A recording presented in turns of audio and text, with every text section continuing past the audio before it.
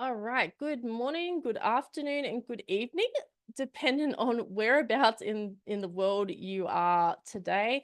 My name is Alicia Kirst, Distinguished Toastmaster. I'm the current Area 35 Director, and I would like to warmly welcome all of you to today's session, the Area 35 Evaluation and Storytelling Workshop. Before we start and commence the proceedings, I will do a short welcome with the virtual presentation just to give an update to what is happening in Area 35, what's happening around District 119, just so that you have a bit of an introduction, see who our clubs are for this particular area, and just a bit of an introduction to District 119, because I know some of you have been asking, where is this? So I thought, hey, why not? I will share the screen. I will now go into it. Please be aware there is loud music. I will turn the music down a little bit for all of you so it's not blasting, and we will now proceed. I'll just get everyone to give us a thumbs up and we are ready.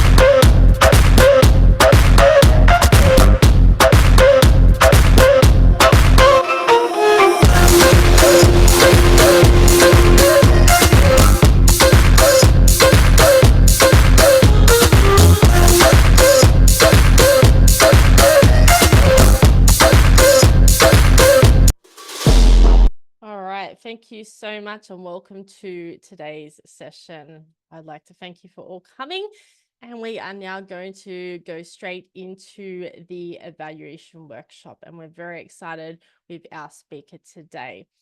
Our speaker comes from Bali in Indonesia, so a very very unique location to be inviting a speaker from, but a very dear friend of mine. In fact, I have met both of these speakers in person. They're the only two people on this call today that I've actually met in person. We met 10 years ago in Bali, and she actually drove me around Bali when the volcano erupted, and I was stuck in Bali for 2 weeks. So this lovely individual became my chauffeur. Please welcome Natalie Cahiati, Distinguished Toastmaster. As I mentioned, she's based in Bali, Indonesia, and is a business manager by day, a public speaker by night and weekend. She is a distinguished Toastmaster and has been a member of Toastmasters International for over 11 years, and her home club is Magical Bali. She has been a sought-after speaker at many seminars and workshops throughout Asia, Oceania, and Europe. She has secured victories in all contests in Toastmasters in District 87, including 2021, the District 87 champion in both the International Speech and Speech Evaluation Contest. 2022, District 87 champion in humorous speech and international speech contest in her native language of Indonesia, Bahasa Indonesia. And in 2023, she was the District 87 champion in both international speech and table topics. Today, Natalie lives by the motto of progress over perfection, continuing striving for growth and excellence. Please welcome all the way from Bali in Indonesia, Natalie Cahiati, with Evaluate to Elevate. We welcome you warmly and dearly. Thank you, Natalie. Thank you, my good friend, distinguished Toastmaster Alicia Curtis. Wow, what a wonderful introduction. Thank you. If that doesn't wake me up, what's then? So welcome, everyone, and thank you for joining our evaluation workshop or seminar today, Evaluate to Elevate.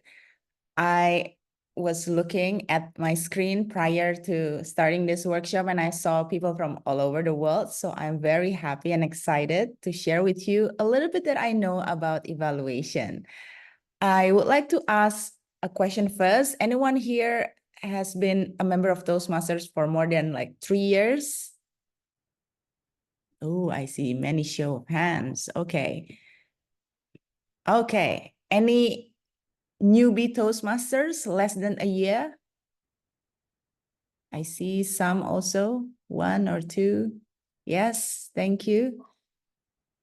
1 to 3 years in Toastmasters? Yes, thank you, Mandy, Stewart, Conan, and everyone. Okay, awesome. The reason why I asked is because today, in the next about like 40 minutes or so, I will cover some basics evaluation as well as some tips that I practice myself. And I want to ask you another question. What are some challenges you experience when evaluating speeches? So I would appreciate it if you can type in the chat so we can read some of that before I started. What are some challenges that you personally experience when evaluating speeches? Whether this is your first year, second year, third year, or maybe 30 year in Toastmasters, you might have some challenges in the past, and we want to hear and know that. Is there anything pop up in the chat, Alicia? Oh, yes. Yeah, here we go. Balancing good with the could be better. Awesome. Finding growth point. Finding a growth point for very experienced, amazing speaker. Yes. I had a chance to do a round robin evaluation for FERCI, I think 2 months ago, and it was so difficult to find like a growth point. Finding a 2-row enough evaluation for them to take away. Yes, definitely. Not scaring the crap out of people when I do it. Yes, focusing on the big picture as well as details regarding places for improvement. Great. So, like macro and micro. Determining what kind of meat to add in an eval sandwich. My suggestion is your favorite meat. The balance of evaluating content versus other speech elements. Eye contact, I think. Vocal variety, body language. Yep, we will cover that. Finding something to improve, not knowing how to give constructive feedback. That's why you're here, to know what would really assist the speaker at the stage they're at. For Stephen, I think the best way is to connect with the speaker beforehand, and then we can ask them direct question. Joe, don't accuse, be eloquent by being helpful to evaluate. Yes, definitely. Finding something for the speaker to improve upon, especially for practice speaker. Yeah, absolutely. You understand what a person means, but the language may be a little off. Yes, Susan, and I experienced it myself because English is not my native speaker. Well, yes, definitely. Missing something the speaker said that people clap about. Been there, done that.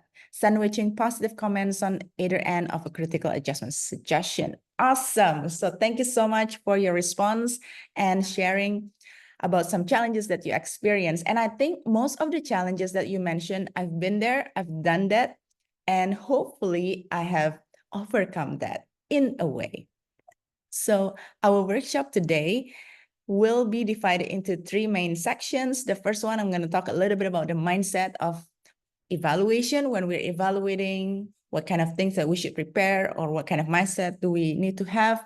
The second one is the mechanics about evaluation. And the third one, the most important part, is the application. For the first and second part, maybe if you're experienced Toastmaster, this has been more like a refresher course or refresher workshop. You've heard about this many, many times. For new Toastmaster, I think you can benefit right from the get-go. And last, we will have question and answer session. Today, I'm going to focus more on like from the club level and a little bit tips for the contest. But then if there are specific questions about the contest, I can answer that at the end. First, the mindset.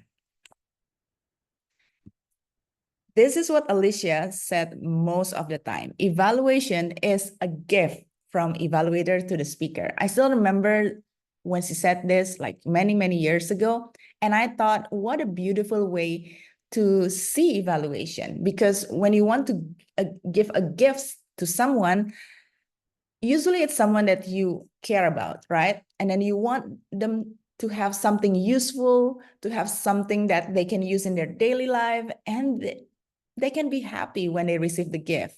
So that was the mindset that I use when I evaluate a person or a speaker. I want them to get something useful, something that they can feel happy or encouraged about, and something that they can use in their daily life. Little did I know, once I've applied this mindset, I think 8 years ago or 10 years ago when I first met Alicia, I started to build a virtuous cycle. Because when you evaluate someone, and the more you evaluate someone, the more as an evaluator and as a speaker, you manage to improve yourself as well. I noticed that I managed to improve my critical thinking skills, my speaking skills, impromptu speaking skills, and most importantly, the listening skills.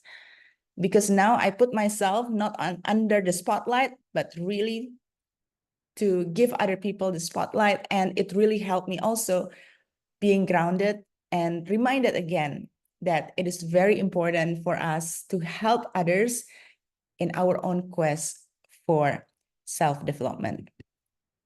So when I evaluate, I adopted like this mindset or this attitude, and I use an acronym that already Alicia Curtis approved.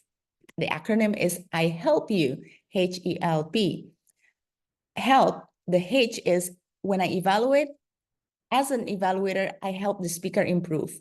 So I think some of the comments mentioned that I don't know what the speakers need, what kind of thing that he or she needs to improve, then we can talk and we can help them to get a specific improvement in that one session or in that one evaluation point. Because I believe that in Toastmasters, every speech, every evaluation is like a building block that will build over the time and help us in the long run. And E, this is something that I personally believe very important, especially for newbie Toastmasters. Encourage the speaker to do the next speech. I remember when I first evaluated a speaker, a new speaker, I think it was 2 years ago. He was very lost and confused, and everybody might feel that he was not doing his best. But when I evaluate him, I try to encourage him. And I said, I believe that you have something that you wanted to share more. So keep coming back and just keep going.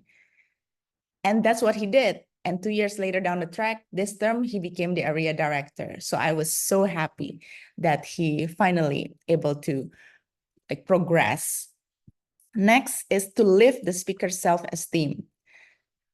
I think confidence is built not just by practice and also by experience, but also by encouragement of others. So when we evaluate, we want to help lift the speaker's self-esteem by pointing out what they did well, what things that has become a part of their strength. Remember in Icebreaker project, the brief for evaluator is to identify the speaker's strength and also weaknesses. So I believe that we need to do that too.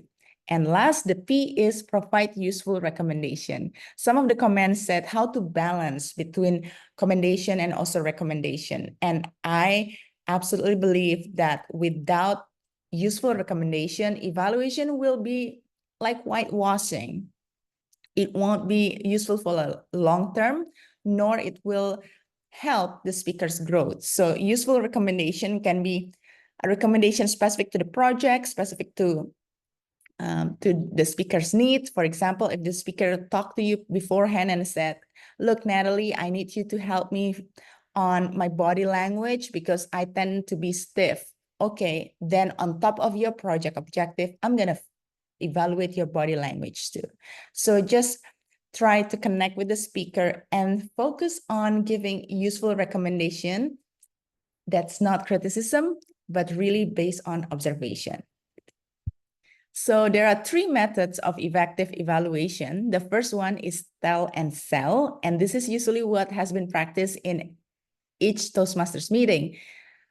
When it is time for the evaluator to come up, he or she will share the evaluation and the observation, and then the speaker listen. So it's mainly one way. The second method is tell and listen. If your club has done a round robin evaluation where the speaker is evaluated by many evaluators or by the audiences, and then the speaker can ask clarifying question, this is the tell and listen method.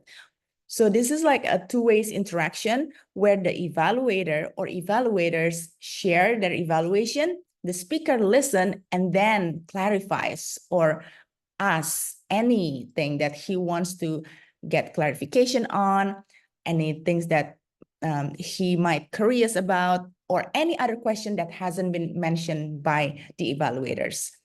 And the third one is problem solving. This is more appropriate not for club meeting, but prior to club meeting or after the club meeting, when you meet with your mentor and have like a more deep, in-depth discussion. So in problem solving, the mentor or the evaluator plays a role as a guidance or a coach. So mainly the evaluator or the mentor will ask clarifying questions and then help the speaker to arrive at the answer by him or her own self. These 3 methods are part of what makes evaluation effective, but mainly in club meeting and also in a contest, we do the first one, the tell and sell. Now, this is something that's very basic, but I need to run through it because I want to make sure that you're aware the differences between advice and feedback. So we have 6 statements here. You need to raise your volume. You need to improve your eye contact. I saw that you were averting your eyes from the audience. I noticed that your body swayed during your speech. I had trouble hearing you. Don't be nervous. Which one do you think is a feedback? You can type it in the chat box. Which one do you think among these 6 statements is or are feedbacks?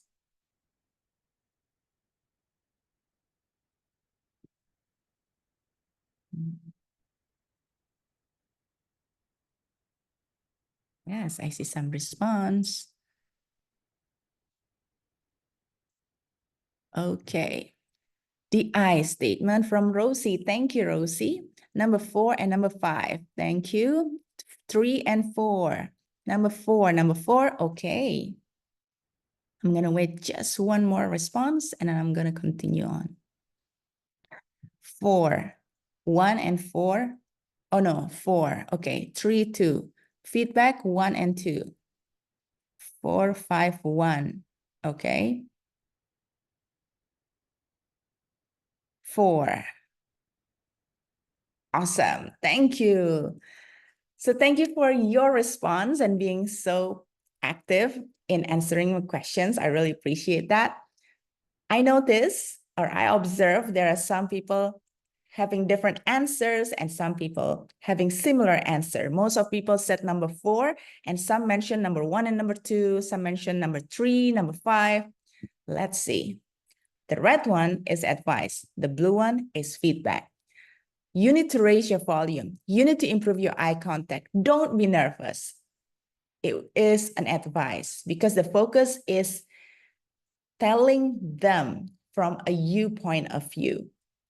I call it the you language. So when you're trying to tell them to do something or should do something, or let's say you have to do something, then it's not a feedback anymore and it became an advice or an opinion. Instead of doing that, let's distance ourselves and really make the feedback objective by using what Rosie has mentioned, the eye language. I saw that you were averting your eyes. I noticed that your body swayed. I had trouble hearing you. By doing that, by using the eye language, we put ourselves on the same level with our own speaker or the person that we evaluate, and we really focus on the content based on observation, pure observation, not personal opinion or bias or personal things or feelings that you have about the speaker. So the first advice, not advice, the first input that we need to remember is that using eye language help you to be more objective and help the person who hear that feel much better. So when I evaluate, especially in the club level, always evaluate based on project objective. Again, it is a building block for a long-term improvement. And then listen with open mind and no bias.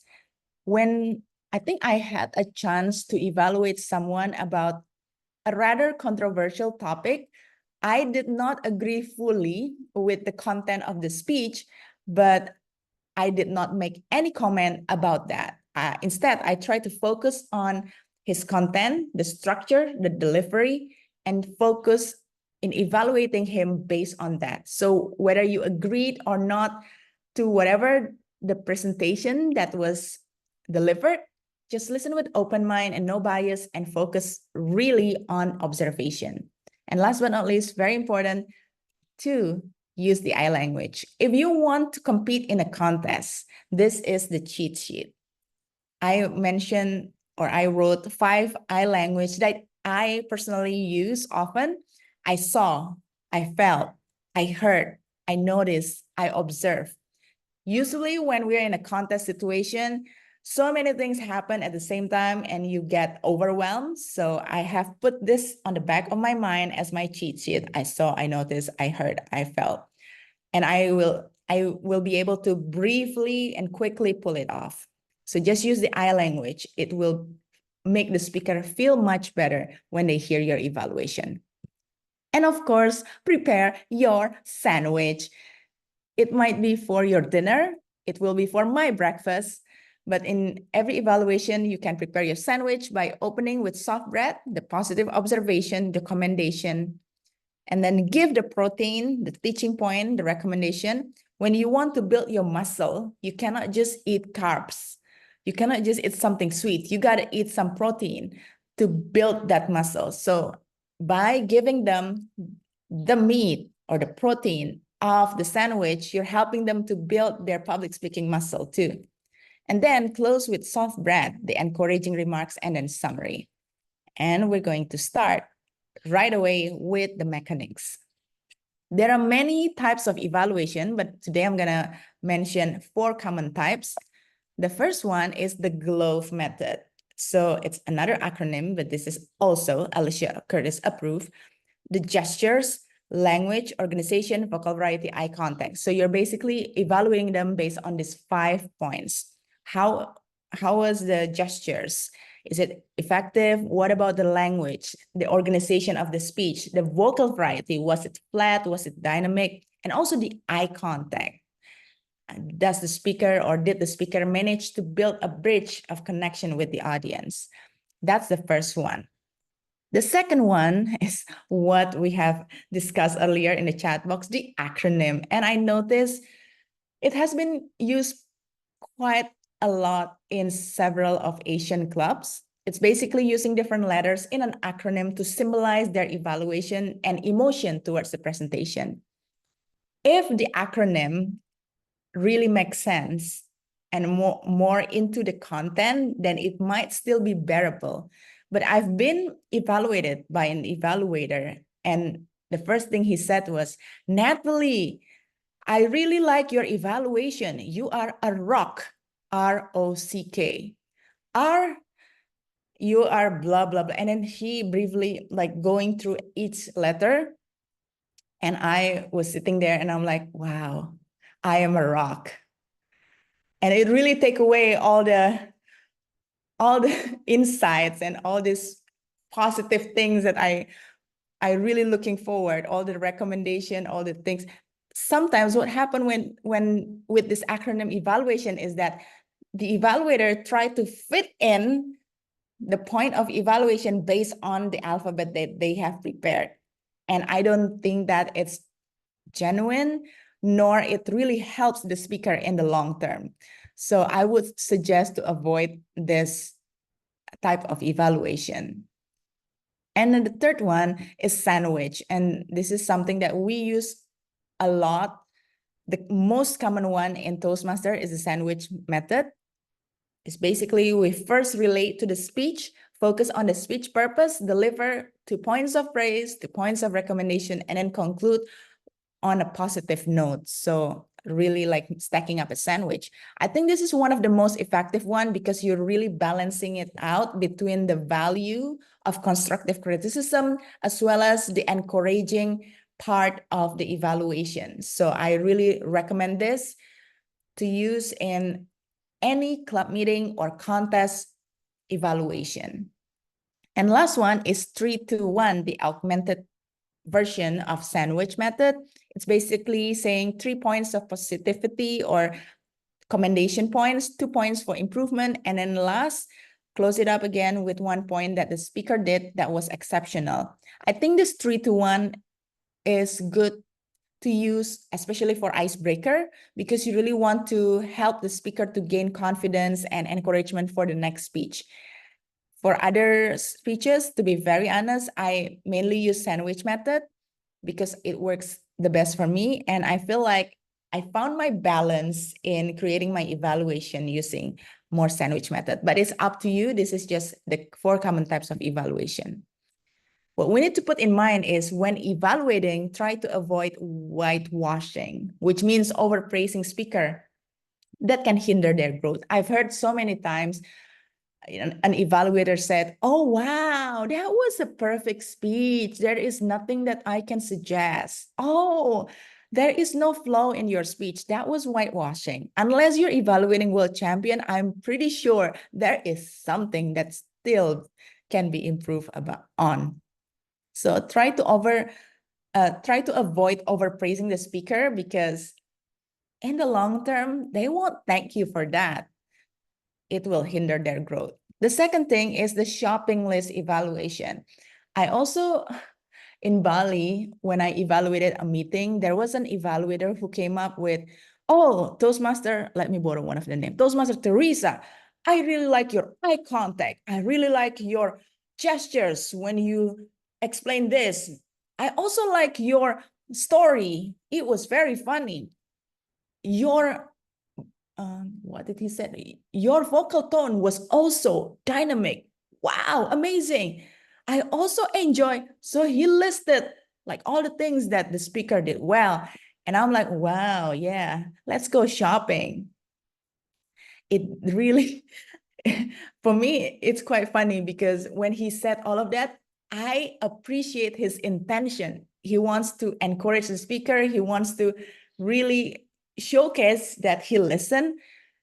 But think about it. What will the speaker think when she hear all of these things? She just note down without actually understanding why. So what he did is he just mentioned all the what without explaining the why, so that the speaker understand why she did well on that certain point and why she need to improve on another certain point. So please avoid focusing on the quantity and focus more on the quality. One of the things I shared to my friends is that do not look wide, but look deep. So limit your evaluation, in my opinion, just on 3 points maximum, whether it's commendation or recommendation, and focus more on explaining why. And if you have a chance to do it, show them how to do it in the recommendation part. Last one, what we need to avoid is negating words. I met a speaker who was like a newbie Toastmasters, and he had some reluctant moment in his speech. And after the speech, he felt like really down. And then the evaluator came up, and then the evaluator said, "Oh, Toastmasters, let me pick another name. Toastmaster Jeff, amazing job. It was your first time speaking in public, and you really nailed it. I really enjoy it, blah, blah, blah, blah, blah. However, there are 3 things that I would like to suggest to you. The first one is the structure, blah, blah, blah, blah, blah. You did great on the story, but blah, blah, blah, blah, blah." And that happened the whole evaluation. So I thought, wow, you have built this great momentum, but you negate it just by saying some negating words like but or however. That's why we would like to suggest any newbie Toastmasters or anyone who are keen to become a more elegant and eloquent evaluators, try to avoid using negating words like but or however, because you don't want to ruin this build-up that you have done and bring it down to the ground again by using but or however that negates the effect that you have built. Instead, try use and, or try to just pause.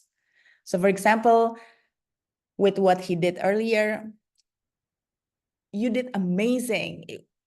And I really enjoy your storytelling. And if you add a more detailed elements on a certain part of story, that will make the story more engaging. So try to use and as like the conjunction. You should befriend and not but or however. Next, what should I look for in a speech? This is another acronym that already approved by Miss Alicia Curtis. Otherwise, I'm not going to be here. So this is what I said, COD, because it helps me to just organize my brain so I remember all the points. It's not cash on delivery for any shoppers out there. Miss, this is not shopping. So this is what I call COD is content, organization, and delivery. So basically, when I look at the speech, I split it up into like 3 main parts before I look into details. I think someone mentioned how to balance the delivery and also content. So this is some things that you can put in mind. In terms of content, first and foremost, always look for the purpose. Is it informative, aka transferring knowledge, or it make you learn something new? Is it inspiring? Does it change your perspective? Is it entertaining? Does it make you laugh? Or is it persuasive? Does it compel you to do something? So think about this 4 main speech purpose and try to map it out. Does this speech inspire me to have like a new perspective, or does it compel me to do something? Then you can write it down. Okay, this speech purpose is this. And next, very important as well, is there a message and is it clearly understood? Most of the time, every speech and the speakers, when they wrote their speech, they have a message that they want to deliver. The problem is that message sometimes is not the message that the audience receive. So refining the message I would say, in my personal opinion, when I evaluate speeches, message in, let's say, in every 10 speeches, 5 or 6 of them will have a message, clarifying message as part of my recommendation.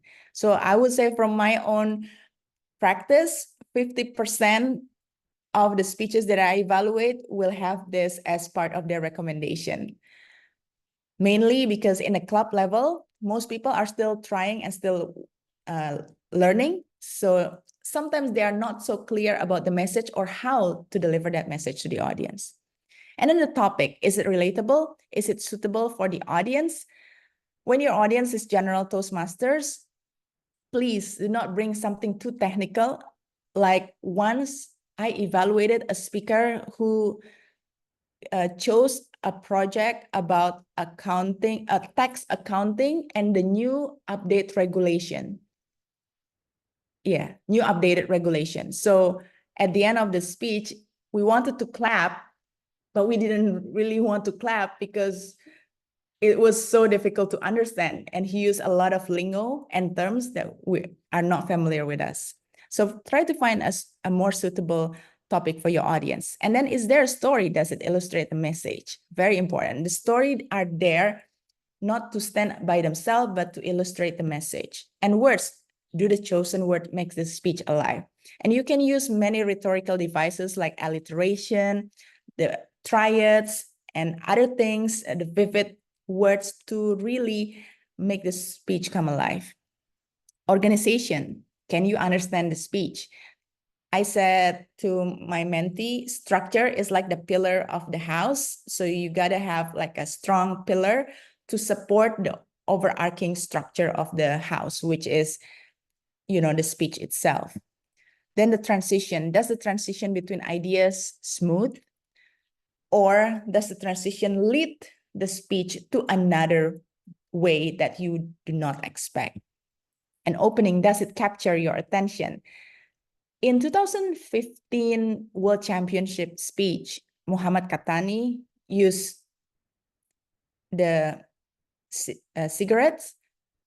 And in the first 10 seconds, he didn't say anything except, use the cigarettes, look at the audience and said, what? And he got the first laugh. And I think that's an example of outstanding opening that directly captured the audience attention. You can use visual aid, you can use humor, you can use story, or even you can use question or enrolling questions. About the body, what are the main points? Can you remember it? If you are clear with your presentation on the points that you want to deliver to the audience, chances are your audience might be able to understand it as well. If you are not clear on what you want to deliver to your audience, chances are your audience will never understand it too. So make sure that you are clear on your main point first, and then phrase it in a simple way so that you can understand it, you can remember it, and your audience can remember it too. Usually in a more informative presentation, we suggest to limit the body into 3 main things, just so it's easier to navigate between points and to elaborate in details. And last, does it leave a lasting impact on you in the closing? The last thing you heard is the thing that lasts in your mind. So you can close with a bang, you can close by reinforcing the message again. I would definitely suggest, whether you're doing table topics, evaluation, or speech, try to connect the closing back to the opening and make it a full circle. That was a mark, in my opinion, a mark of a great speech. If you are able to return back to the original point, it's like a hero's journey. So you started here and then you went through all this way and then you're back up here. So think about using quotes, reinforcing the message again. That will be like the easiest way to do it. Or if you're doing informative presentation, don't forget to add summary at the end to refresh the audience mind. Last is delivery, body language. Do the speaker effectively use their eye contact, their movement, especially in the offline meeting, as Toastmasters is moving back to an offline meeting? It's easier for us, the evaluator, to look at the whole movement on stage, and then we can see if they have been using the stage effectively or not. The facial expression, does it match the emotion that they're trying to convey? And then the gestures, does it illustrate or is it distracting you? The vocal variety, do the speaker effectively use their 4 Ps, pacing, the speed of the speaker? So I think Alicia mentioned that the usual speed for a speaker, for a female, it was about 120 to 140, if I'm not mistaken, Alicia. And then for male, it's faster than that, 150 to 180. I personally, when I speak, it was about 100 to 120 words per minute. So when I write my script for anything, I put this on the back of my mind. If I have 5 minutes, I need to write between 500 to 600 words. If I have more than that, then I just do it accordingly. It is important for you to know your own pacing. So during your preparation, you can tailor it back to the presentation and the time that you have. Make sure that when you want to emphasize something, you speak a little bit slower. And then when you are really excited, when you want to build up like a more excitement, you speak a little bit faster. The power, the volume, again, similar. When you are trying to raise up like the expectation, or you want to engage the audience by varying your vocal variety, varying your vocal, the pacing, the power, and also the pitch. As a female, I understand this can be a challenge for some of us who originally has a higher pitch, but try to understand also the audience point of view, because when you're speaking with high speech all the time, then it will tire the audience and take away the focus from the message. So focus more on I would say a narration pitch, which is the medium tone. And when you want to emphasize something, you can bring it back to the lower register. Last but not least is the pause. And similar to the message that I mentioned earlier, is one of like the 50%, according to Natalie's statistic recommendation. Pause is about 30% of my recommendation. So if I evaluate 10 speeches, chances are 3 out of 10 will have pause as part of their recommendations. Pause is important, but you can explain not just why pause is important. For example, it can give emotional relief or give breathing space for the audience. It also can give you a chance to take a deep breath and to continue on. Also, pause is important to emphasize the impact, to dramatize the situation. For example, whenever someone wanted to say punchline, you will pause before and also after the punchline.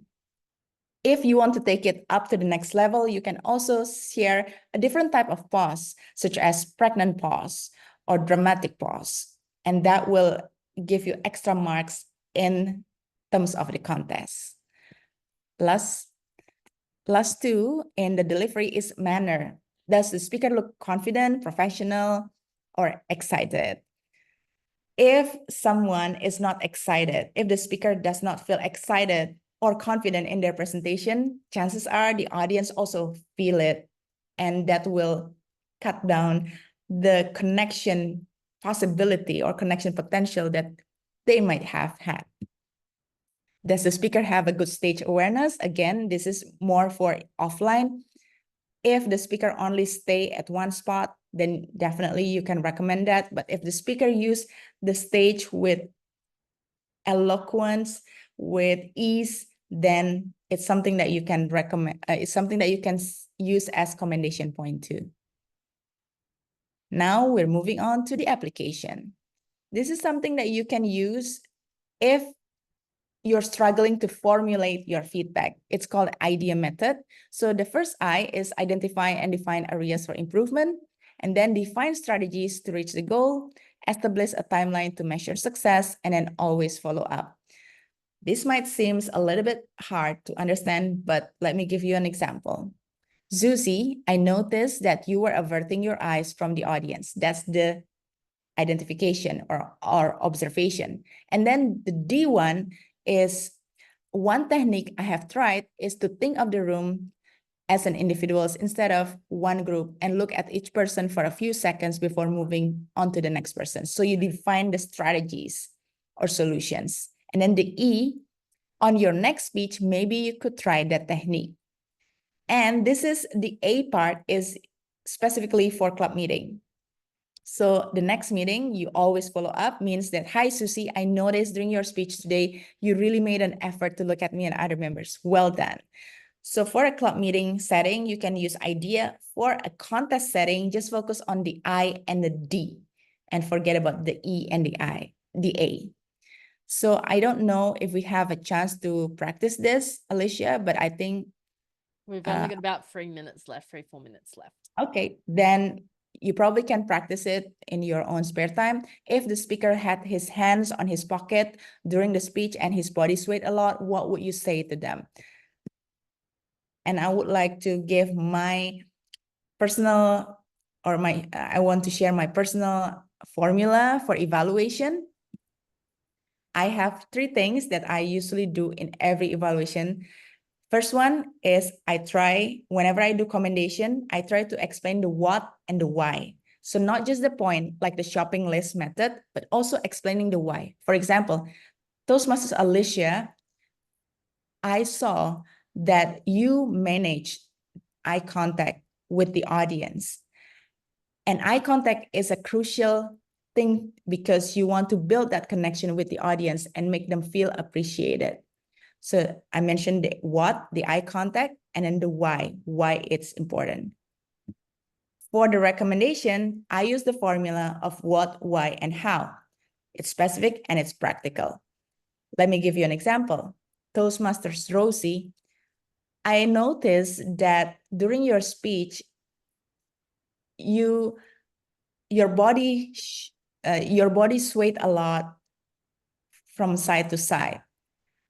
When your body swayed, it can distract the audience from the message that you're trying to deliver. And it can also indicate that you may feel a little bit nervous. My suggestion to you is to rehearse your speech, to imagine how you would do your speech on the stage, and to take a deep breath before you go upstage. So give them the what, give them why, and then also show them the how. Make it practical and also specific. And the last one is something that I personally believe the most important is to give a balanced evaluation. Try to balance between value and encouragement. What does it mean?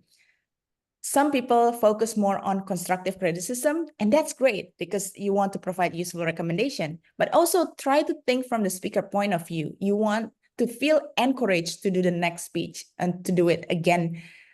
So when you give evaluation, focus on the value in terms of the content, the constructive criticism in terms of the content, but deliver it in such a way that it makes them feel encouraged.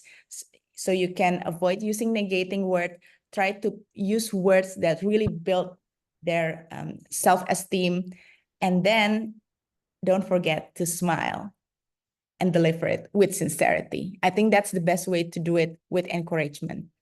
So the evaluation structure, in my opinion, needs to be balanced. So you can use the sandwich method, 2 commendation, 2 recommendation, 1 commendation. Or what I often use is the 2-2 or 3-3 method. So I started with 2 commendation and 2 recommendation, or 3 commendation and 3 recommendation. The reason why I like this last 2 is because it only allows me for 1 transition and it saves time. Yes, Alicia, I finished. Let me leave you with this closing statement from the founder of Toastmasters, Dr. Ralph C. Smedley. No Toastmasters Club is fulfilling its obligation to its member unless it brings them the maximum of training in the art of constructive criticism. So one takeaway that I hope that you will take from this session is that believe that you have value to bring to the speakers and believe that you can also improve along the way because as you give out for people, then you will also receive in ways beyond what you can imagine. Back to you, Alicia. All right. Thank you very much, Natalie. Let's give her a huge round of applause. We do have time for maybe 2 questions. If a couple of people want to provide questions, please raise your hand. Raise your hand if you have a question. Pamela, did you have a question?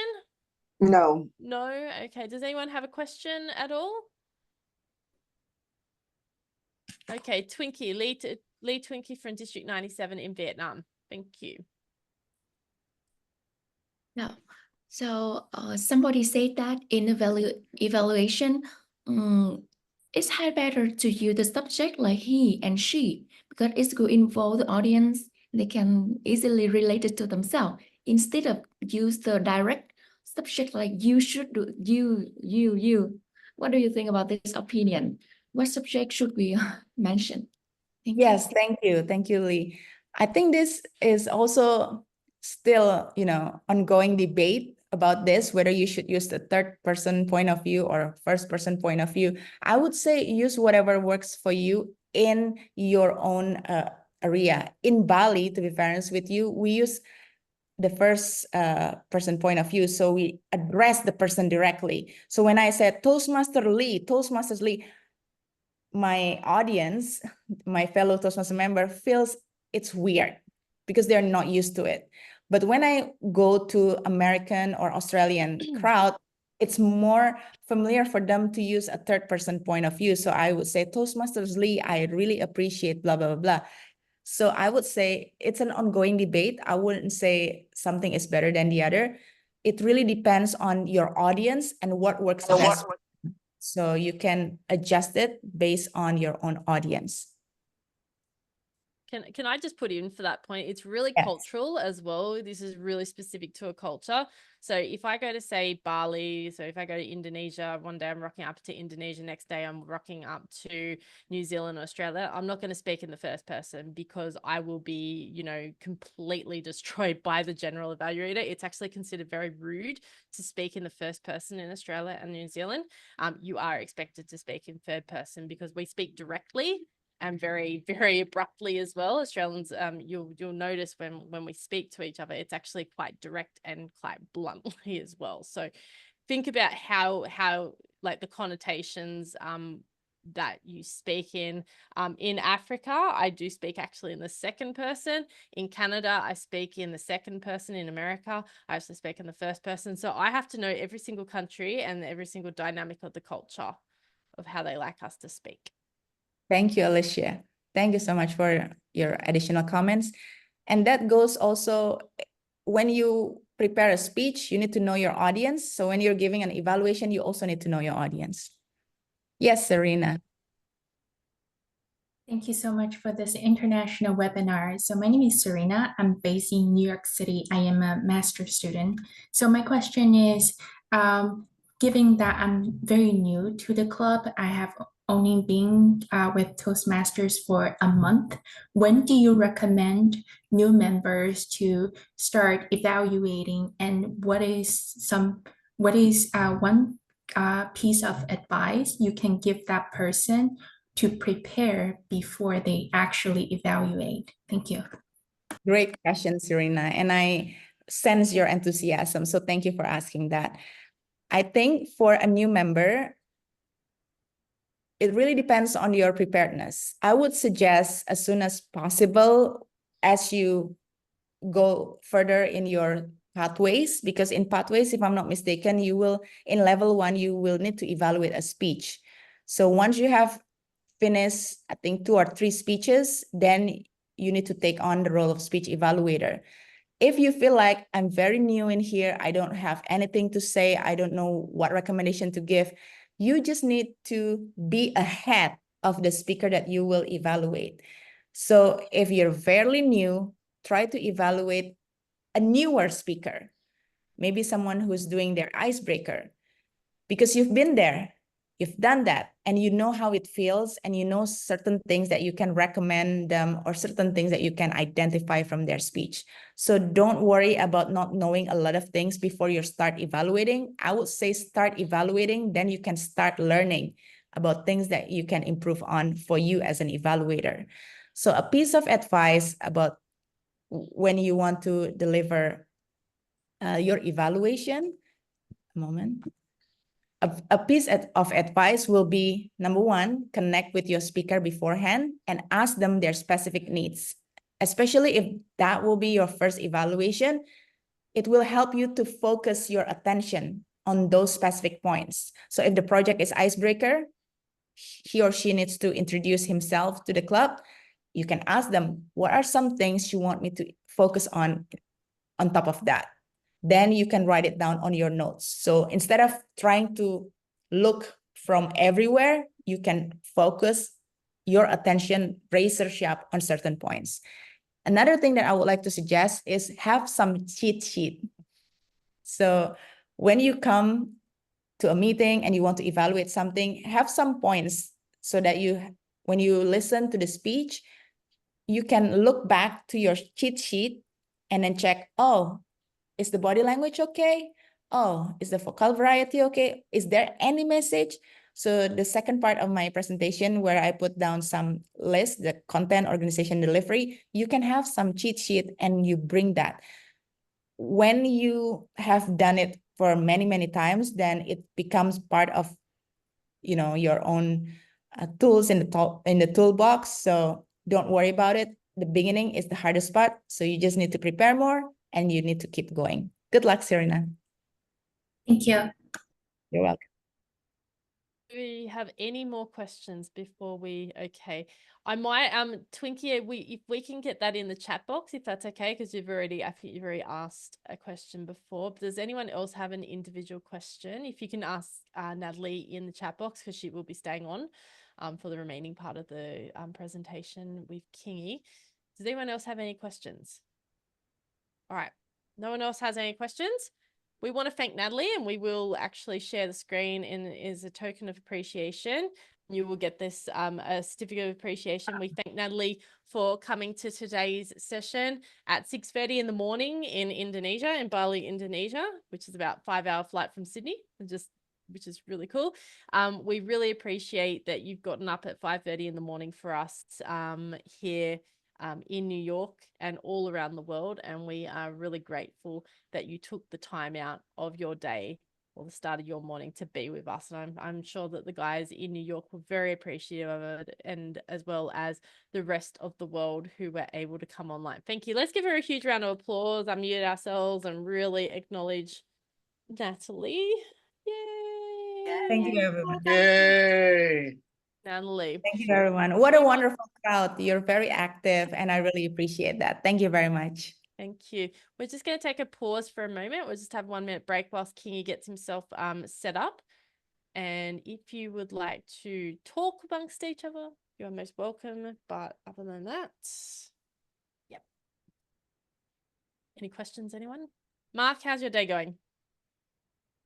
I'm doing well, and I'm impressed with Natalie's job.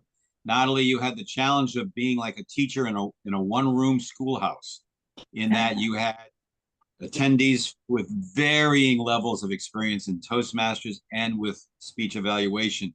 So you had the challenge of trying to pitch your presentation to people who are both very experienced, but also people who are relatively newer in Toastmasters. And I think you did a great job. It was a tough challenge, and you rose to it. Congratulations, Natalie. You are truly a champion. Oh, thank you, Mark, for your kind encouragement. Thank you. Remember when we went to his club a few years ago and we're dressed up as our in our native garb? We will take a photo of everyone at the end. I won't take a photo of the two speakers just yet. If that's okay, I'll get them on the screen and I'll have like a dual photo with all of us, just so that we can save some time. All right. We are going to continue on and we're going to press on. So if you are back, welcome back. You can turn your screens on. Now, Kingy does like the screens to be turned on for his presentation. He has alluded to that ahead of time because of the way he presents with his audience, just to be aware of that. And now I'm going to invite our second speaker. And I'm very excited to welcome our second speaker. I had the privilege of meeting Kingi back in 2014. That was the first time I got to meet Kingi. And I got to meet him in District 69 in Queensland, on the Gold Coast in Queensland. And that was at the District 69 conference. We did like this whole skit thing of Bonza, didn't we? He'll probably say it today. Sweet as. Sweet as a Bonza. Yeah. Okay, so we won't go into speaking Kiwi and Aussie slang now, but I will introduce Kingi. Please be aware that I don't really know how to speak Maori very well, but I am going to try my hardest here. Okay. Koe te tui, kete te kaka, kuku te keru. The bellbird chatters, the forest parrot cackles, the wood pigeon coos. Everyone has a voice. Everyone has a right to speak. Kingi Arita Richard Biddle is from the Pride Lands of Aotearoa in New Zealand. He was raised alongside his elders where his love of storytelling began. Storytelling to keep his history alive, storytelling to help him deliver messages to be heard and understood. When he began his Toastmasters journey in March of 2010, all of New Zealand was one district, District 72. Kingi has been a District 72 International Speech Contest champion on 3 separate occasions, 2011, 2013, and 2014. In 2011 and 2013, he advanced to the World Championship of Public Speaking. And in 2013, he took first runner-up, second place in the World Championship of Public Speaking.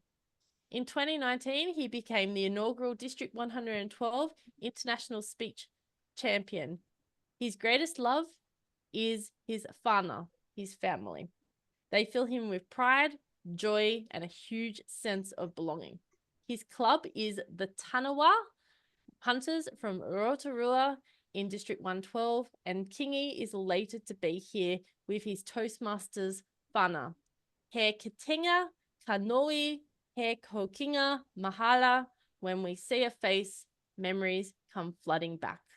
Please welcome all the way from Rotorua, New Zealand, Kingi Arita Richard Biddle with storytelling. We are very excited to have you, Kingi. Thank you. I think you should just carry on. I'm feeling pretty awesome. I'm like, oh, Alicia has just given my lecture. So firstly, baba dan ibu, salamat pagi here in New Zealand and Indonesia, and salamat sore to yourselves. And Natalie, terima kasih banyak. That was a beautiful conversation. So I'm pretty much trilingual today because that was Bahasa Indonesia that I was able to share. I spent 2 weeks in Jakarta at a place called the Sahid Jaya, where we learned to speak the language of the people and also the philosophy, so which was pretty awesome. And I think the best way that I can acknowledge anyone, and then the best way I can acknowledge you, Natalie, is to say it in the language that your heart speaks. So tēnā koe, that suddenly I'm speaking the language my heart speaks. He kitenga kanohi, he hokinga mahara. When you see a face, memories come back. So before I start, I have to say, hello, Mark Laverne. How are you, my friend? Hey, well, nice. I see Jesse Oakley is here too. And of course, Jeff. Cody Rhodes. Now, haere maira, tēnara koutou katoa. E ngā iwi nui tōnura, tēnara koutou katoa. That is a song. It's called Apakura. And Apakura was a song that would be sung by grandmothers and by mothers, and they would be holding their child, and then they would put the cheek of the child against their own cheek, and they would sing the song. And They want just like a little journey of words. That was like a little collection of words they made up. It was a story which told that young child who they were. And so what happens is when the child's cheek is touching the cheek here and the song is being sung, not only does the child hear the song, but the child also feels the song being sung through the vibrations on the cheek. And for us, that's not only how we tell our stories, but everything has a purpose. And today, what I'm going to do is to show you, because each and every one of you are pretty powerful storytellers, even if you've been here for a month, even if you've been here for people like us, Jeff, more than a month, that you intrinsically are storytellers. All I'm going to do is tell you how I do it. And then what that means is you can put all of that stuff into your basket, into your kete, and then it can help you tell stories. Basically, what I'm going to do is I'm going to sprinkle bird seeds in front of you. Little bird seeds, pew, pew, pew, pew, pew, on the ground. And all you need to do is pick away. You can leave the ones that you don't want, and then you can be fed like that beautiful sandwich that Natalie was talking about, with the ones that you do pick up. Talking about that sandwich there, Natalie, I felt like going to, isn't it Cat's Delicatessen, something like that in Brooklyn, and get myself a nice Reuben sandwich. You know, that's pretty awesome. Yeah. Oh, yeah. Now, I have to tell you, I've never actually been to Cat's Delicatessen, but my Uncle Hugh from the family Tube has taken me there many times. And that's, yeah, anyhow. Why am I doing that? Because in the Maori culture, when we start our speeches and when we start our stories, we don't start straight away. What we do is we throw our words like fishing lines. We throw our words so it catches the hearts of the people that we're talking to. We want to establish a connection. And it's not like, okay, now, okay, it's not like painting by numbers, speaking by numbers. Okay, I'm going to put this one, dancing by numbers. I'm going to put this footstep here. So I've got to do this, and I've got to do that. It's because when we connect at a spiritual level and at a life essence level, even before we start, we are connected, but also we are one. So we can actually start that process right from the beginning. And how I do that is that I like to talk in ways, if I know the language of the people that I'm talking to, I'll speak into the language of the people that I'm talking to. If I know of places in the area that I'm talking to, I'll talk about that as well. Once upon a time, those who know about the famous game of rugby, yeah, we don't need pads, but anyhow, famous game of rugby, and we have a competition. It's the national competition, and it's a great shield. It's like the Super Bowl, I think. And my cousin was, so I'm from a place called the Bay of Plenty in New Zealand. It's a pretty coastal area. I live in an area where there are about 8 lakes. But every New Year's Eve, when I was growing up, the place to be was a place called the Mount. You go there, that's where Party Central was. Life was fantastic. I went to this rugby game in the middle of winter. My cousin was playing this awesome. He was an amazing player. I tell you, when he first moved from what we call high school or college to play senior rugby, he scored 18 tries. I think you call it tries over there. 18, count them. Oh, I won't get you to count them. 18 tries. Everybody was just amazed. They used to call him Peter Broken Neck. Do you know why they call him Peter Broken Neck? When people were watching him, it wasn't like Wimbledon. It was like, and then he'd end up having a sore neck. We went, and so ultimately, cousin Peter was he was chosen for the big. he was chosen for the big provincial rugby team who were to play the national champions in Auckland. We went, my dad, my mum and I, we went to watch this game. It's amazing. Not as big as your awesome stadiums, but our biggest stadium is called Eden Park. We walked into the stadium. There was seats all around us. I'd never seen a park so big before. And as my cousin Peter and our rugby team from the Bay of Plenty ran out onto the field, the MC said something that still resonates with me today. It's the only thing that resonated with me on that day because we lost. Anyhow, never mind. This is what he said. The MC said, well, Master of Ceremonies, said, he said, Bay of Plenty. Excuse me, I have to put on my MC voice. Bay of Plenty, welcome to Auckland. Today's game is going to be hotter than the Mount on New Year's Eve. Boom! Suddenly, he was talking to me. And when we connect at that level, I'm not just throwing out these awesome words and weaving them together. I am talking to you. And before we can even start the journey, we need to have that connection. So it's like it's like the Deadpool. We're breaking down the fourth wall. It's like we're smashing the TV screen, because in a story, it's actually not about me. Oh, sorry. It's not even about the storyteller. It's about the story listener.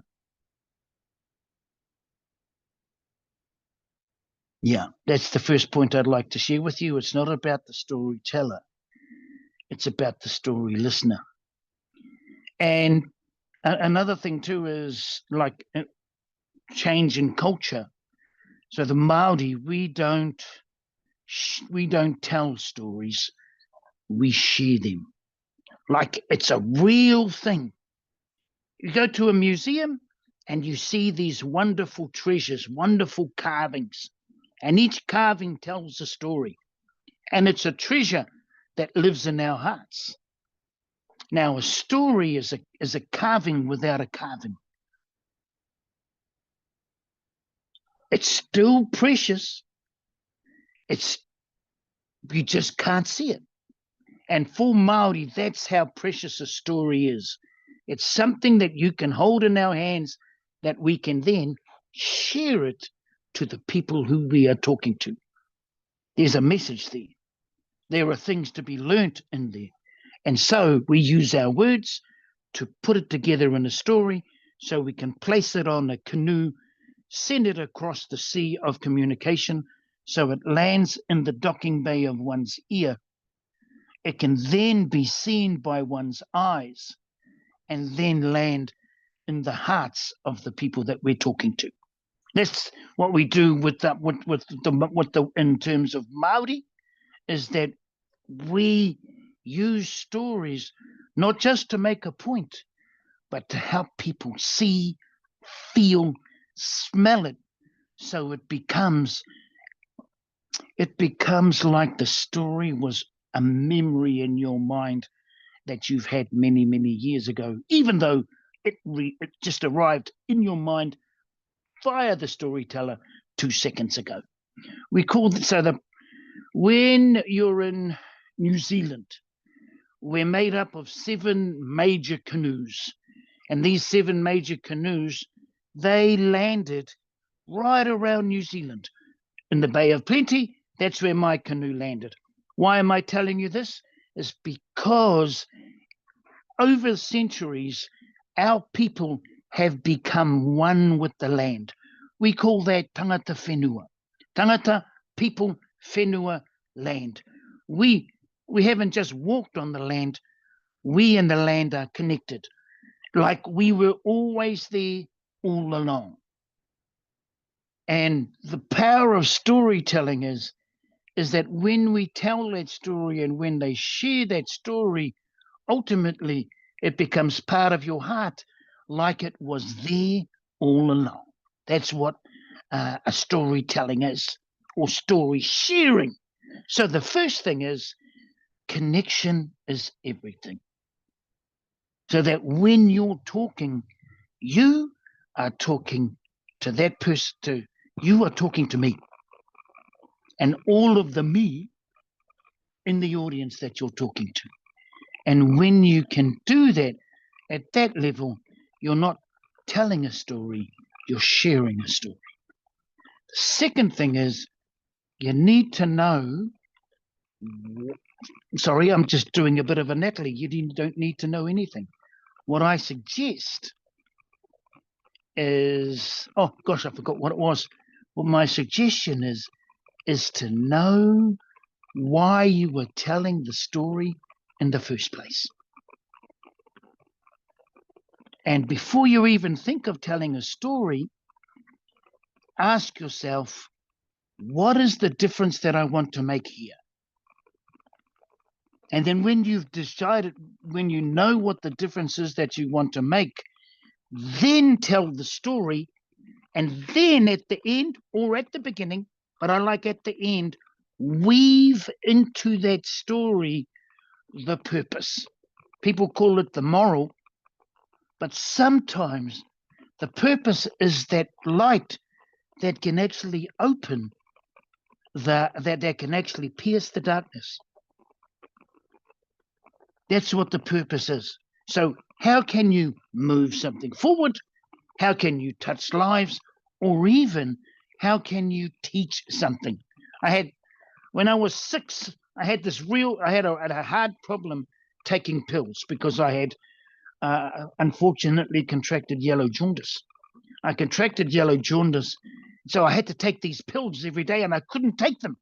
I couldn't take them. Sorry, my New Zealand accent is kicking in. I couldn't take them. So my great aunt, who we call a nanny, our great aunt, gave me the pill, gave me some yogurt and put the pill in there, and 2 seconds later, well, it was like a spoonful of sugar made the medicine go down. And that's the beauty of a story.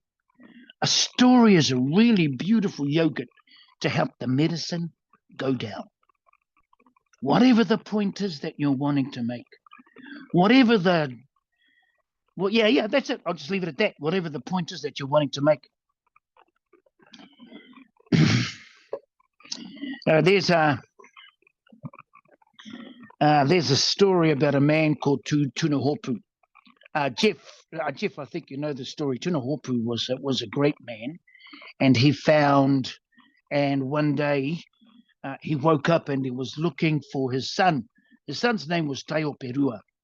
They had just finished a battle. The people here in Rotorua had just finished a battle with this huge warring party from the heart of New Zealand, from the inland area. Actually, their mountain is known as Mordor, the same mountain that Mordor in the Lord of the Rings, that was the same mountain.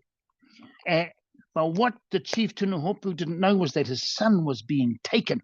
His son had been taken by the leader of this group called Tamamutu, and he was taken to the main base of Tamamutu and his people, just at the foot of a place called Tongariro, which we know as Mordor. So when Tuna Hopu found out about this, he said, okay, time for us to go get our boy. But the people, they knew all about Tamamutu, and they were like the 300. Tamamutu, they were like the 300 if you've seen the movie. Whoa, they were good. So they said, oh, what do you mean about us? And Tuna Hopu said, okay, so it looks as though you're standing here. I'm still going. And so people said, you're going to die. And he said, well, I'm going to die without my son, so I might as well go die with him. And that's a proverb that our people use.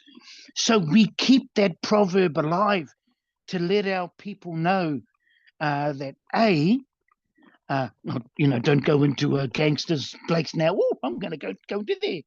But what it means is that even for a warrior, the love of a father and a son is strong. And it teaches our young ones that you don't have to be staunch or strong to be able to care. Even Mufasa said, sometimes I'm courageous when it needs to be. So what are the other times that he's loving, he's caring? And he carried on. He carried on, took the bus. No, he didn't. Carried on, and he walked all the way to Mordor, just like Frodo did. Walked all the way to Tamamutu, to his area. He walked into the fortress, and he asked everybody, does anybody know where the house of Tamamutu is? And they said, oh, you're third on the left, just past 3rd Street. And then, boom, went down there, went to the house, found the house of Tamamutu. He walks in. He sees this pillow. They say only the big chiefs would sit on a pillow. And so, to the hopu, to add fire to rain, he sat down on this pillow of the powerful man Tamamutu.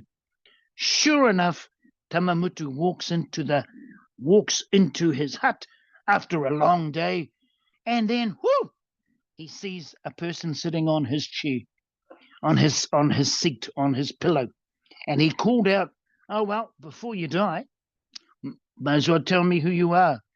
And that person, Tutuhopu, said, my name is Tunahopu.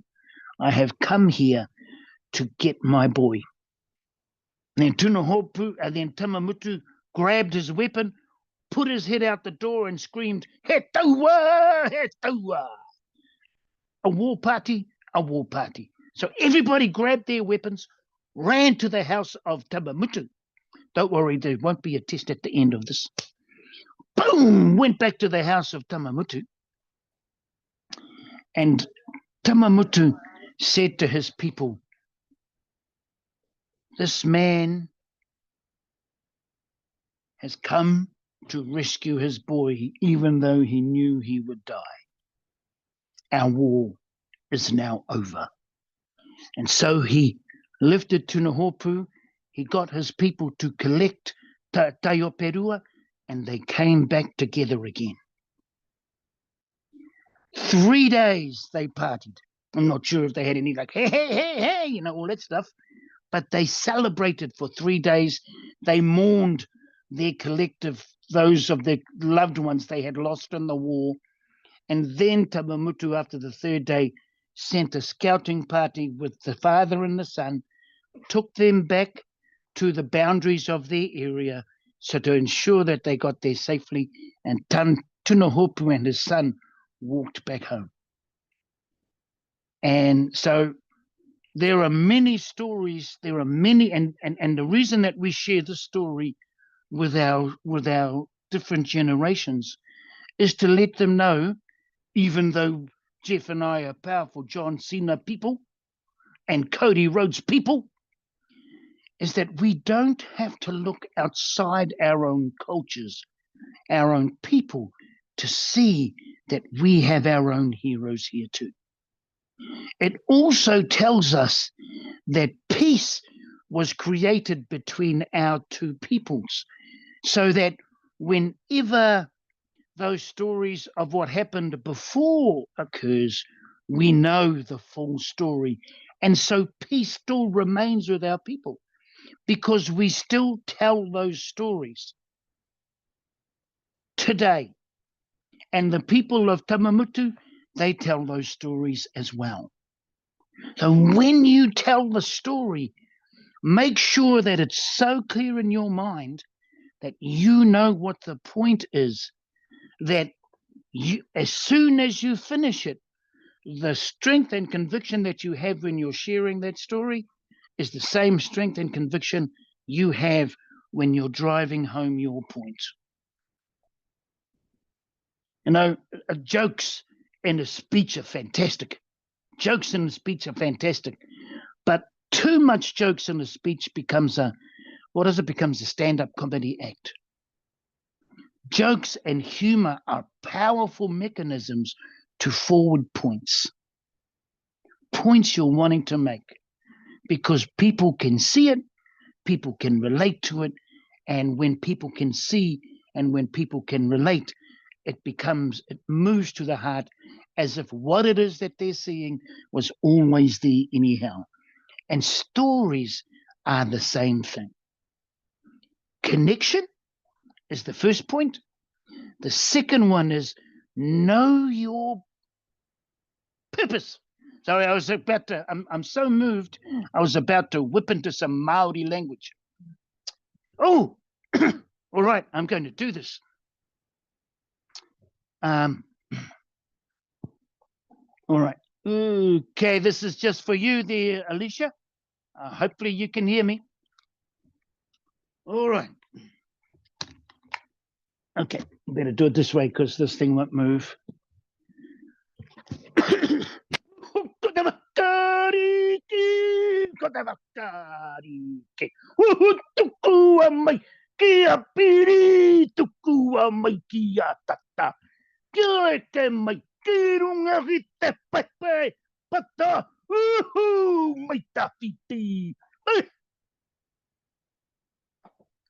I did a haka. That's called a haka, everybody. I did a haka in 2011 at the World Championship of Public Speaking. First thing I did to get my attention. You know how you were talking about get the attention there, Natalie? I did a haka. Ooh, it was powerful. Everybody was amazed. I'll never do a haka at the beginning of a speech again. Ooh, I was so tired. I was so exhausted. Ooh, I was like, and you can't get away with it because they put the thing in your ear. But a haka is a story. The haka is a powerful way to tell a story. And that will be my last point for now. How are we going with our time there? I got a bit carried away and I forgot what time I started there. How much time do I have left there? Timing person, Alicia? Oh, so a haka is actually a story. There's a man by the name of Te Rauparaha. Te Rauparaha was a great warrior. He was a war warrior, but he was also a warrior that started wars in other areas and said it wasn't me. So he was being chased by a group of people. And he was running through the same area I was talking to you about, that Mordor area. He was running from this group that were chasing him. And then he runs into a village, and then he sees what's called a kumara pit. Kumara is a form of sweet potato.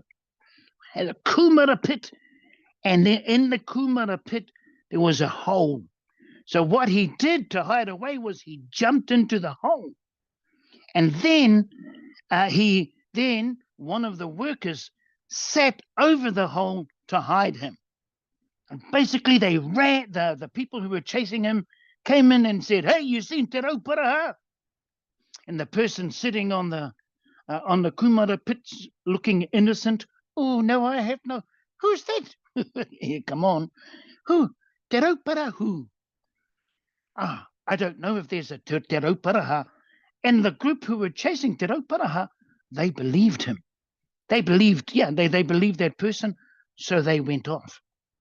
Now, while Te Rauparaha was sitting in the kumara pit, he did not know whether or not he was going to die. Now, in the Maori language, the word die is mate. He didn't know. Maybe they would believe what's being said, so he didn't know if he would live. And the Maori word for live is ora. And what he was looking for, because at that time Christianity had started to come into the world of the Maori. And they were talking about this bearded man who could make the sun rise. So he said, this is this man, this hairy man. Tēnei te tangata. This is the man. Puhuruhuru. Huruhuru is the beard that somebody is. Huruhuru is a bearded face. Nana I tiki mai whakawhiti te rā. Who can call? Nana, who is able to. Tiki is to fetch. Fiti, which is to rise. Tera. Now, again, there's no test here. Hupane, it rises. Kopane, it falls. Hupane, kopane, and the sun, it rises. Now, if you watch the All Blacks, whoo, no pads here, Matua. When you watch the All Blacks play, Alicia knows watch the All Blacks play. We start with a haka, and it goes this: kamate, kamate, kaura, kaura, mate, die, ora, live. Kamate, kamate, kaura, kaura, tene, tangata, huru, huru. This is the man, the bearded man. No, itiki mai whakawhititera, who can fetch and call the sun to rise. Hupane, it rises. Hupane, it sets. Hupane, kopane, whititera. That story will never be lost. Our history will never be lost with haka such as that. So, and what it is also, it's not only just the telling of the story. It isn't kamate, kamate, kaura, kaura. It's the marriage of voice, the marriage of the facials, the marriage of the arms to be able to tell the full story. Yeah. So actually, I should one day I might just do a little kingy biddle synopsis on the haka as a vehicle of public speaking. And it was born here in District 119. So yes, everyone. In fact, I didn't actually plan to do that, to do the haka. It just jumped into my mind. But to me, I said, yes, let's do the haka. Well, I didn't say that because you never heard me say it. But I said it to me as I was having my inner kingy conversation. Anyhow, at the time, I had that thought. I thought, yes, it will move my story, but moreover, create clarity. Like this. Here's my little cushion. It's not a donut. It's my little cushion for my little Tibetan bell. And it's like each word, each message I'm throwing to you so that you can catch it. Your goal, my goal, isn't that you have to reach over here for it or actually miss it, or when I throw it, only the person over next to you can get it. But my goal is, when I'm telling my stories or when I speak, is that I throw each word, because I've chosen each word to be the carrier of the story. I throw each word so it lands. And I could see using a haka could help my little kingy workshop, kingy note speech, land for you. Because that's, if I can do that, then however you do your story or share your story, it will help your story land in the hearts of somebody else. Which leads me to my final point, which was the actual point that I was going to say was my final point. You watch Landmark, you watch, okay, I've got to say this. Landmarks in New York. I've been to New York and I saw the Statue of Liberty. You can see it from the side there. But I had never ever seen a chipmunk or a squirrel ever in my life before. Oh, I loved it. Everybody's looking at the Statue of Liberty, say, oh, look at that beautiful Statue of Liberty. And I'm thinking, where's Dale? Yeah. I can see Chip. But yeah, anyhow, that being that, I have a saying, and I call it kingy on stage is the same as kingy off stage. Stories can be told by anyone, but I believe stories choose you, and only you have the way, have your experience, your view on the world. So you are the storyteller. So tell it your way. Yeah, just like that conversation right at the beginning. E koe koe te tui, e kete kete te kaka, e kuku te kereru.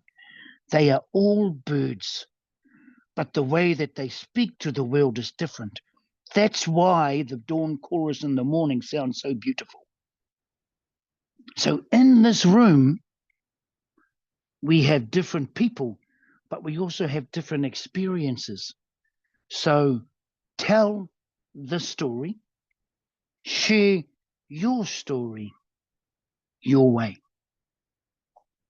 Because I'm sure you can guess, when I was taught the story of Te Rauparaha, it wasn't told that way.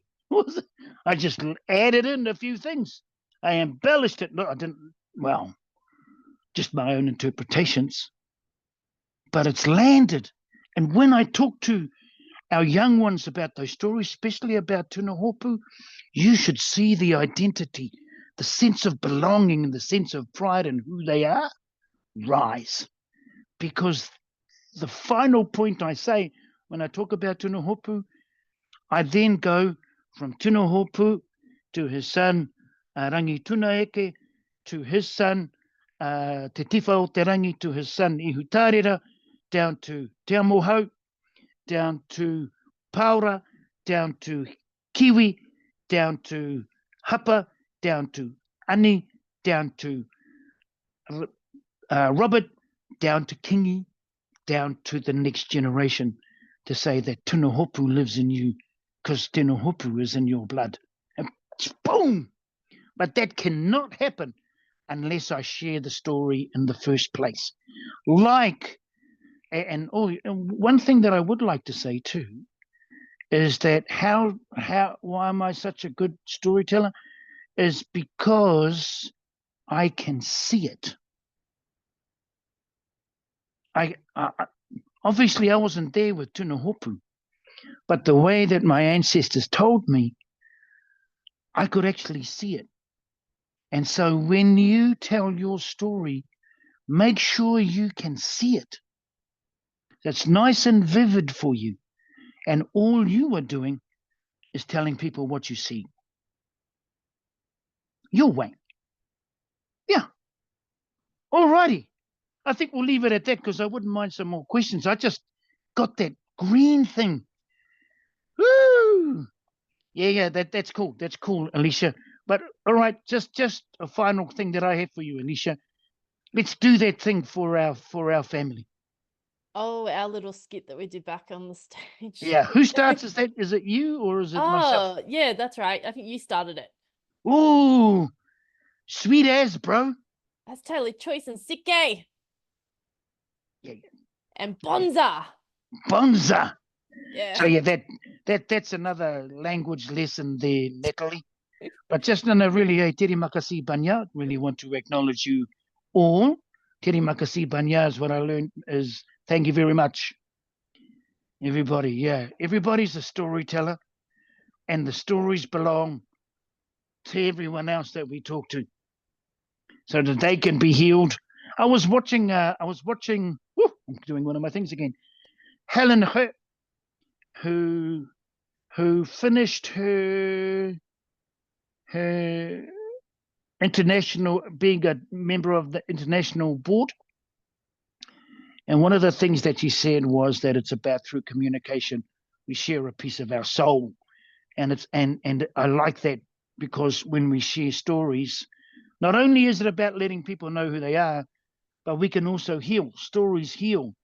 And when we share our stories, a piece of us goes to help fill a place where the piece of somebody else's heart was taken away.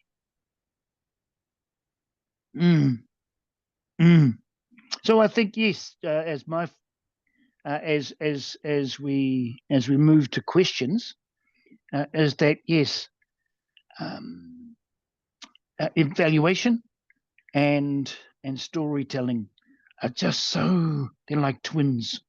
They're like one side, on the front and the back of the hand. Because when you're wanting to share your story, you want to make sure it lands.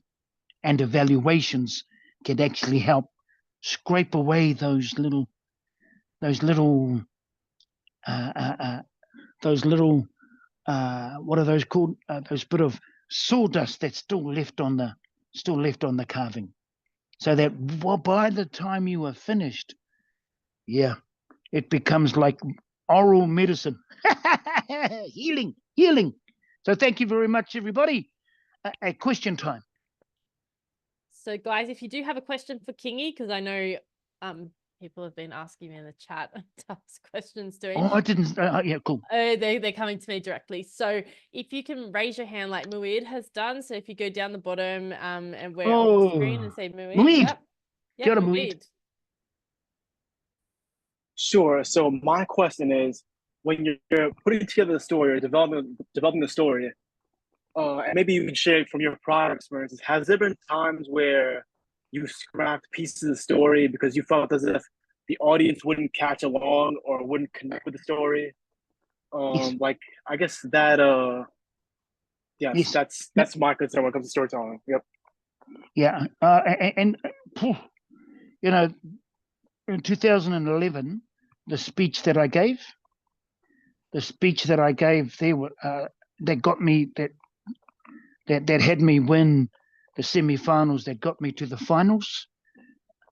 There was like a whole 2 paragraphs that I took out because I could A, say it better, or B, realize that it had nothing to do with the story. So I put that to the side and put that into a little notebook and said, you, my friend, are called another speech. But yeah, it is about, there's quite a few things that I didn't talk about in terms of the Tuna Hopu story. There are lots of stuff that I talked about the Tuna Hopu story that I decided to leave out because yes, either it won't diminish the listening, but what it would do is it might take the listening away for a couple of seconds. And my goal is to really to really drive the message home in the ears of the people that I'm talking to. If I was with we call it a wānanga, if I'm in a workshop, a weekend workshop with maybe my children or with my nieces and nephews, I'd tell the whole story from the beginning of the war, because what had happened was Tuna Hopu and his brother, they had heard that Tamamutu and his team were going to come over to Rotorua to battle us, but what we heard was there were only 100 people were coming, and there were 200 of us, so we thought, oh, this is going to be good. But the instant that we saw Tamamutu and his people come over what we call our sulfur flats, oh, there were 500 people. And so I could share that story, but the real story is, for what I'm wanting to share with you, is actually what happened after the war. So I could just say, hey, there was a war, and Tuna Hopu woke up one day and saw his son had gone. Hope that helps you. Yeah, what serves, and what serves. Okay, yes. All right, I'll get you to say who's next, Alicia.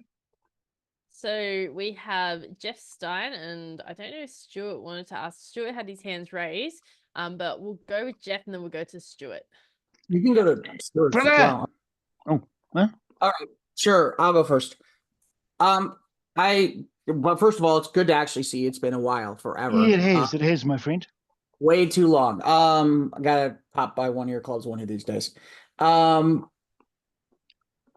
So I think what people might have missed from what you did, what is spectacular, is like, for example, Cecil in the chat says, I love your passion. I wish I knew the language. I think people don't realize, and I could be wrong about this, and I'd love your take on it, which is, the passion comes from the fact that you understand your message. And not only do you understand it, it's not that you've memorized it. It's something you live. It's something you're connected to. It's something you're authentic to. It's something you believe in. And because it's something you believe in and it's authentic and and it's something that you know, it automatically means that you're going to have the vocal variety. You're going to have the passion. You're going to have the inflections in the voice. You're going to have the hand gestures, the eye motions, all of those pieces, because you, and the best part is you don't even have to say it the right way, because you know what you want to say, because you know exactly what you want to do and how you want to do it. And I think that to me, I mean, that was the masterclass. Like I said to Alicia privately, at one point you went like, at the beginning, you went like 15 different directions. And I've seen stand-up comedians who do that. And I swear, I said to her, I'm like, that is the one, and then still got back to the main point. That's the one skill I still can't do.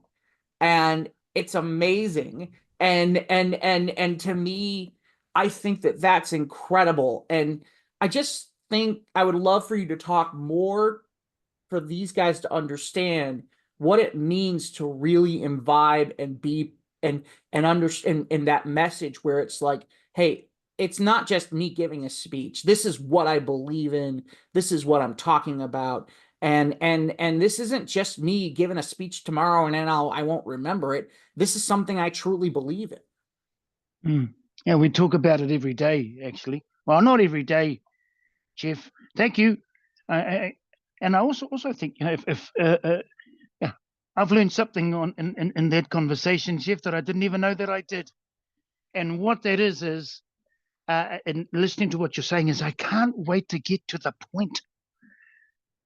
That's what it is. I can't wait to get.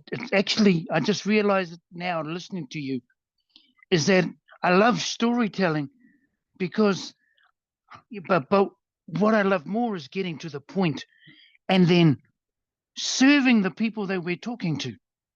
Yeah, that's what it is for me. So yes, I'll go 15 directions, but I know I'll manually bring myself back, because I want to make sure that I'm throwing all of we call it feeding the backs, and what that is is it the lineman? Is it in the person in front of the quarterback?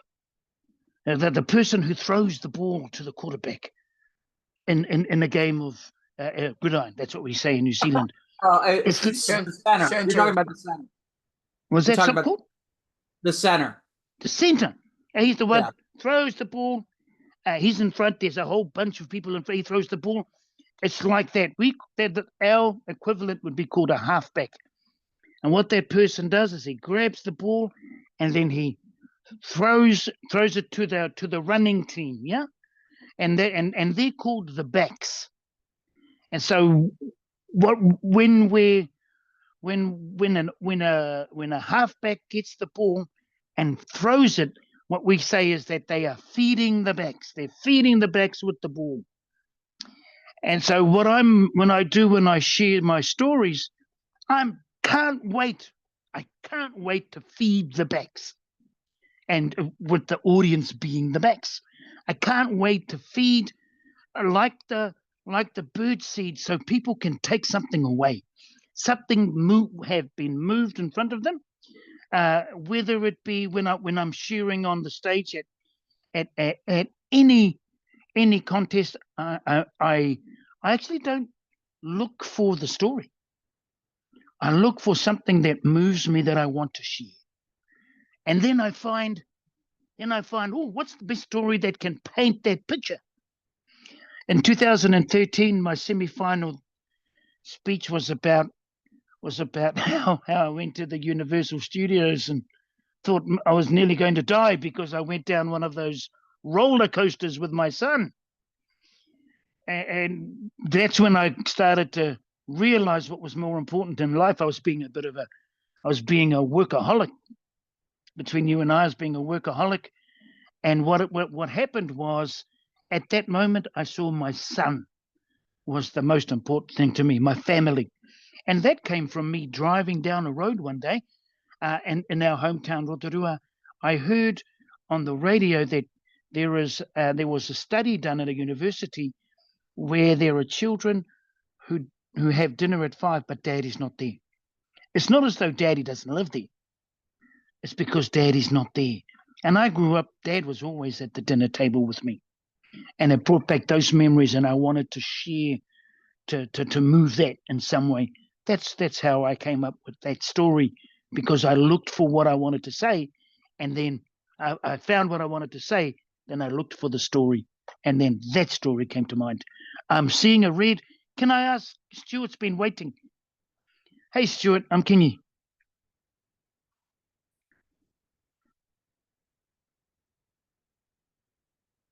Mute. Thank you so much. I'll be very quick. The question I have is, when telling the story, in Toastmasters, we usually talk about three things. 1, 2, 3, the lesson. Do you tell the lesson after narrating the whole story, or you tell the lessons as you go?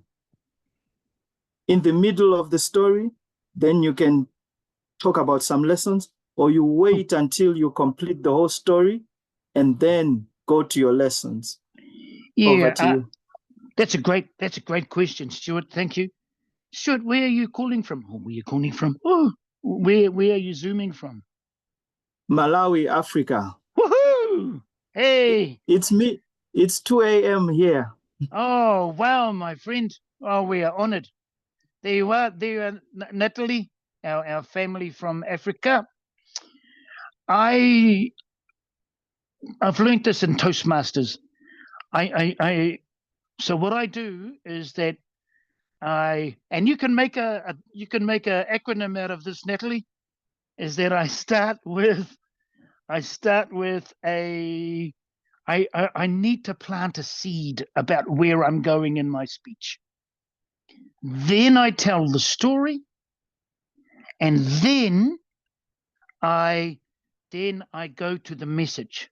I think that would be a sandwich, wouldn't it? And the reason that I say that, Stuart, I used to start saying going straight into the story. And this happened in 2013. I went straight into the story. But what I found was, when I go straight into the story, probably about the first 3 lines, people are amazed. But if I don't say anything about where I'm going with this after line 6, people turn off.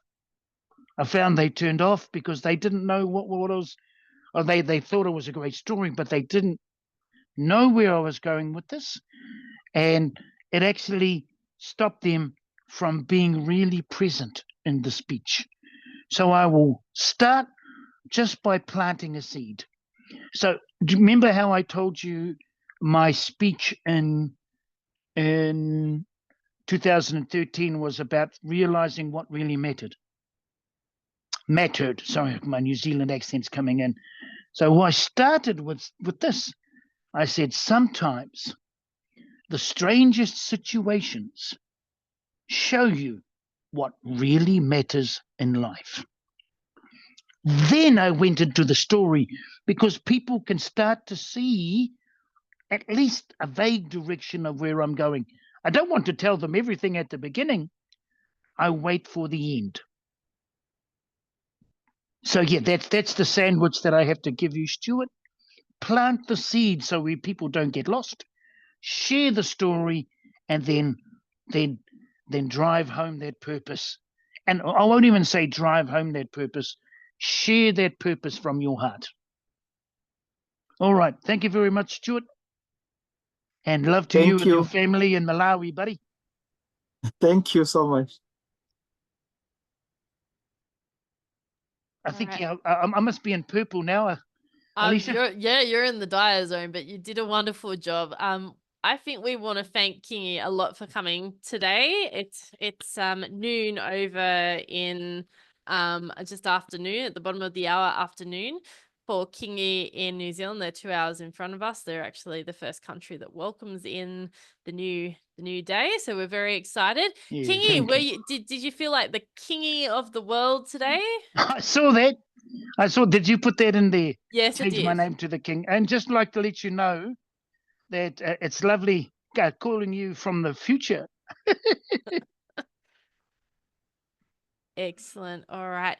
So as a token of appreciation, Kingy, we would like to present to you the certificate of appreciation just to say thank you. And I will bring up, I'll get Yannicka very kindly to do this very shortly for us. So we won't take photos of the actual certificates, but we'll get Kingy, Natalie, and yours truly to come up. So thank you, Kingy. Again, we really appreciate you coming. Thank you. Hopefully you can eventually get to the World Championship of Public Speaking final again, and you will be the king of the Well, world. I am actually after this. I'm writing my. I'm thinking, ooh, Philadelphia terminal reading markets. I don't know, but looking there. All right, so I'll bring up Natalie and I'll ask Yanni, are you able to take a photo of us together, please? 1 second, let me do that. And make sure that you look into the camera, folks. You've got your jacket on, or Natalie. Oh. It doesn't matter. Am I looking at the? Oh, anyhow. Yeah, into the camera. Okay. 1, 2, 3. I'm gonna say right. 1, 2. Wait, One 1 more? second. One more. Actually, can we do a warrior pose? Because, you know, there's like warriors in Indonesia, there's warriors in New Zealand, and there are warriors in Australia as well. So let's do the warrior pose. 3. Okay. So can you do like one of the really full-on warrior? Yeah, that one. Okay, 3, 2, 1. Got it. The first one. Oh, Wanna my do gosh, the regular one, Alicia? Do you want to do one without the facial Warrior- expression? as Okay, yeah, well? we'll do a normal one again. Yeah, do the normal one because the normal one didn't get screenshot. Okay. 1, 2, 3. Done. Thank you very much. And we will make these available at the end, and we will be taking a group photo very shortly now. So let me just actually, can those who have turned their screen off, if you could please come on screen, because we want to take, our district PRM has asked that we please take photos of this session so that we can promote it to external peoples. Some of us are not able to turn our Here you camera. go. I will ask for those people to please start their videos. Thank you all for coming today. You will get a token of appreciation as well. Did we all enjoy today? I just want to get a thing. Yeah, we did. Okay, cool. So I'm asking people to start. Hello, Wickham, who's also in Australia. Kai, are you still there, sir? Hopefully he's still there. Just quickly. Hey, Yes. Wickham, how are you? Okay. Some people cannot turn their screens on, but I'll ask Yannicka to, oh, there he is. And I do need to do a cross promotion here. Kai will be speaking at my Area 35 Council meeting in 2 weeks' time. Kai is one of the accredited speakers. There's less than 100 in the world. He's a past international director as well. And he's actually going to come and speak on the accredited speaker program. This is something that is very undervalued in Toastmasters, and I think really needs to be better promoted. Kai will actually be coming to share at my area council meeting in 2 weeks on September the 20th from 6:30 to 8. He'll be our keynote speaker, our educational speaker, and we're very excited to welcome Kai. Kai is calling in from Florida, and he's originally actually from Canada. So we're very excited to have Kai with us here today. And we also had 2 other past international directors. One is still with us, but we had Jesse Oakley III, who is from Nevada, Las Vegas, Nevada, who's just jumped off the board of directors. And we've got our very own District 119 past international director, and they're all distinguished Toastmasters, Mark Laverne as well. So if we can all turn our screens on, we are having a photo. Make sure to smile. Don't have the RBF moment. Cecil, you're meant to turn the screen on. Wickham, you're meant to turn the screen on. All right. Are you ready to go, Yanni? Yep. We Okay. still have 4 people who haven't. That's okay. They're not going to turn their screens on. So we're going to do a Okay. normal photo, and then we're going to do a warrior pose. 3, Okay. 2, 1, smile. All right. Now you saw how Kingy really alluded to the visual expression. The warriors go like that, especially in the Maori. So we've all got to do like the full on Warrior pose. I know this sounds crazy, but it is good PR. And yes, Kai, you have to do it as well. Okay. I'm going to get in trouble for this. But anyway, can we all put on our really evil, scary warrior poses? Because we really want to promote this. Okay. 3, 2. Okay. Yanni?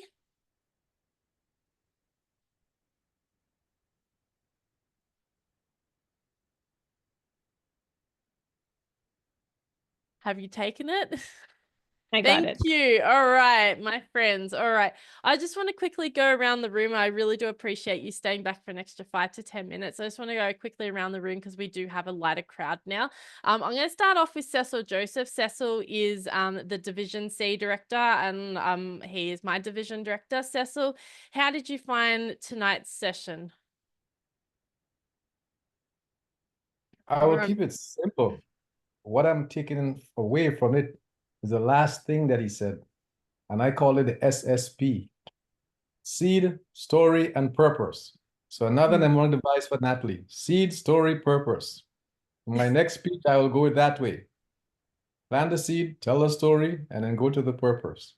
And I have a speech plan for next week, so I'm ready to use it. Excellent. Thank you, Kingy. Thanks, Cecil. Mark Laverne.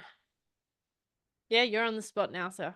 Yeah, seed, story, and purpose. Thank you, Cecil, for bringing that forward. I also loved your advice, your last-minute advice to our friend from Malawi, Stuart Chimbada, which you talked about the problem with trying to hook the audience with a story, and that if you go too long with that story without giving them some hint of the takeaway message, you're going to lose them. So you said basically 6 lines of the story, then steer them to the message, but not so much that you give away the full message, then bring them back to the story again. So you give them like a hint of the message at the beginning. And so that was brilliant advice. And thank you, Stuart from Malawi, who, my gosh, zooming in from Central Africa. I think that's what, District 104 now. There's a new district, I think, in Eastern Africa that I think includes Malawi. So thank you, Stuart, for asking the question. And Kingy, thank you for that excellent advice and answer.